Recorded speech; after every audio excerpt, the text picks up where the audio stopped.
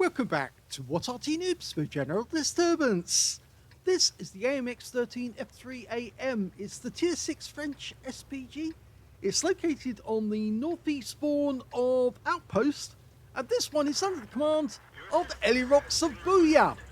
Now, you have seen this Arty before recently. It featured in a double replay which we put up on the channel, but it wasn't the replay that Elirox expected. He knew of a different replay which he thought he'd sent in and he actually hadn't, and so he sent this one in to me and asked if it could be done as well. Let's have a look and see how he gets on. Well, it's managed to put the colours from the Fifth Element on the vehicle this time. So he's got the taxi logo and everything. Okay, he's looking down the road that leads to the entrance to the castle, because normally somebody will come up there and you'll be able to get shots on them. You want to look for the fence to be knocked down if your teammates haven't got up there in time. But it sounds like one of our teammates is up there. Yep, it's an ARL V39. But no enemy have turned up, so he hasn't got anything to shoot at just yet. Okay, the enemy have been spotted, but they're over on the other side of the battlefield. Okay, we've got an 88. This should be interesting. He's landed in a Tier 6 game with Tier 6 tanks. First shot, direct hit on an 88. Okay, there are two Artys on either team. He's in with an FV304. On the enemy team, they've got an M44 and an FV304 as well. Okay, looking around for a target. Still can't find much though. He's moving a little further forward because his teammates have gone a bit further forward. And he's ready to go. Standard reload for this Arty is 30.58 seconds. And we can see that Elirox has got it down to 24.63. It's a 630 alpha with 39mm of pen. So it will go through thin armor on any tank. And there are tanks in this battle with thin armor. Oh, now a tank has just turned up on the road leading up to the castle, but it's a Strip 74. And it looks like our ARL V39 has actually made a little, well, he's got a bit ahead of himself and he's headed for the cap to try and cap. But unfortunately, there's an enemy tank near the cap and it's an AMX 12-ton. And it looks like our ARL V39 is about to meet his maker. Okay, unfortunately, we've lost that ARL. And it was the Strip 74 that killed him in the end. Okay, T-3485 over there. Can't see the Striv anymore. But we do have control of the castle. So that's good news. There's that Striv. He's looking around for a target to shoot at. Okay, we've got an 88 again. It's the same one. He's dialing in. We get that wargaming bug, which is a reticule drift. Round out. It hits the building, not the target. That is a known fault with the game on for Arty. You see the reticule literally drift to the right or to the left, and it's doing it almost as if wargaming is trying to say, well, there's a target off in that direction. That Strip 74 that killed the ARL V39 is now coming to try and kill our Thunderbolt. Try and line up a shot. He's almost dialed in. That's it. He's dialed in. Rounds out. Direct hit on the turret of the Strib. 377 hit points. And now he's facing a Skoda T25 with the autoloader. It's a 3-shot 75mm gun.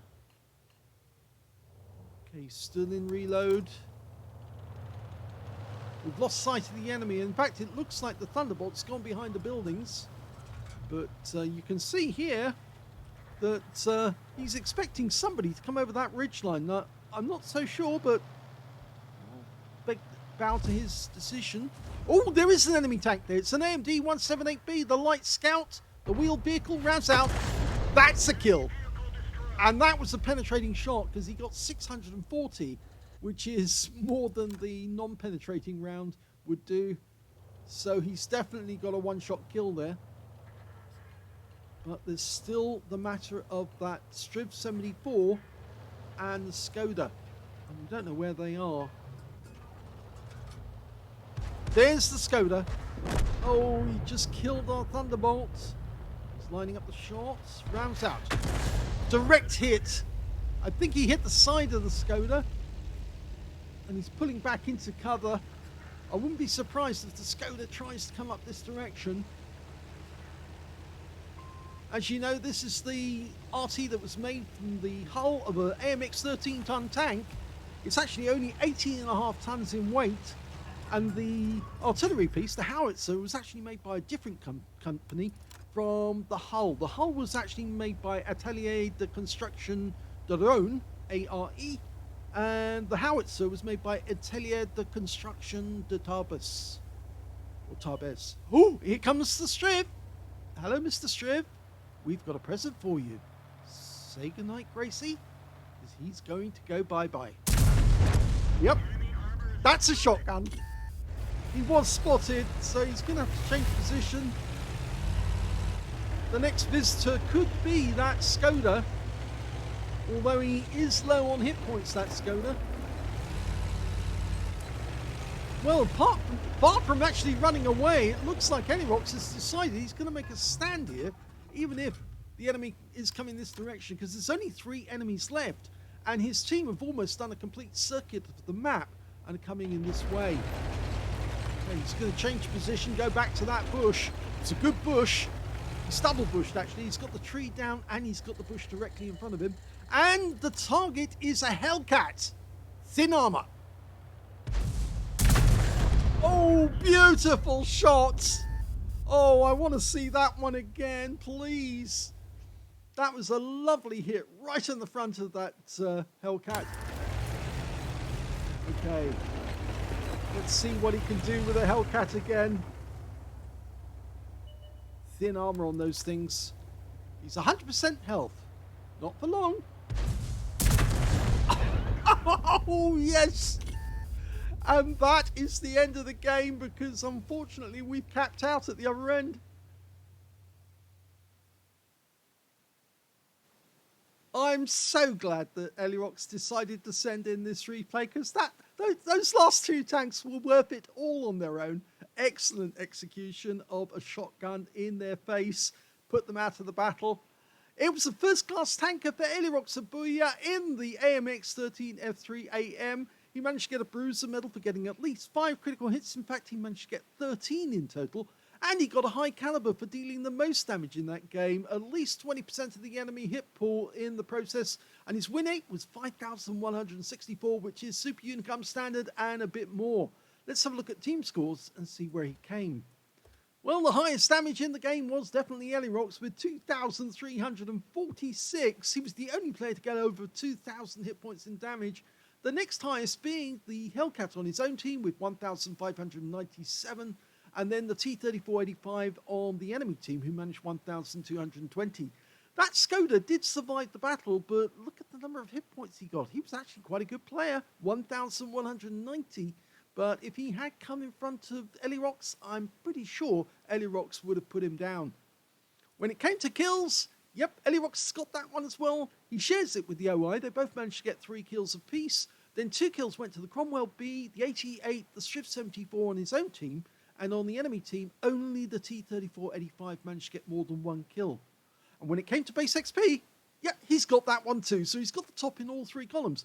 861 went to Elirox, 728 went to the Cromwell B, 609 went to the OI.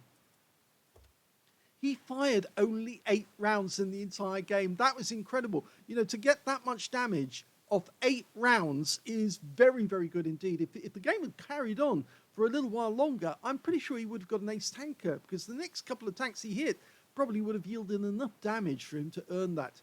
He got 5 direct hits on the enemy and 2 penetrations. I'm pretty sure I know which ones they were as well. The AMD 178B, it's very thin armor. The shell went straight through him, wiped him out completely. That was a one-shot kill.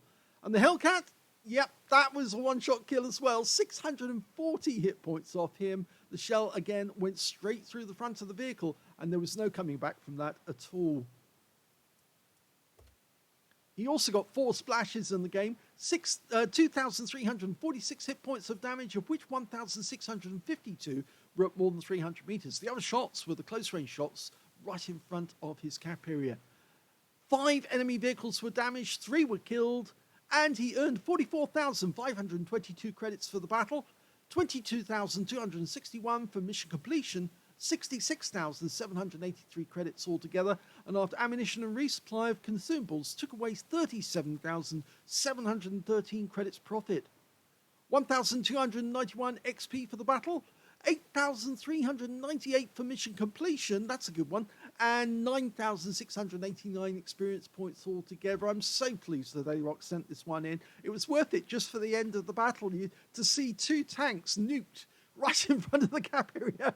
They were so close. They just didn't have any chance to blink before the shell hit them, and that was the end of their game. Sent straight back to the garage. If you enjoyed that replay, please give this video a like, do subscribe to our channel, leave a little comment down below because it feeds the algorithm, and thank you for watching.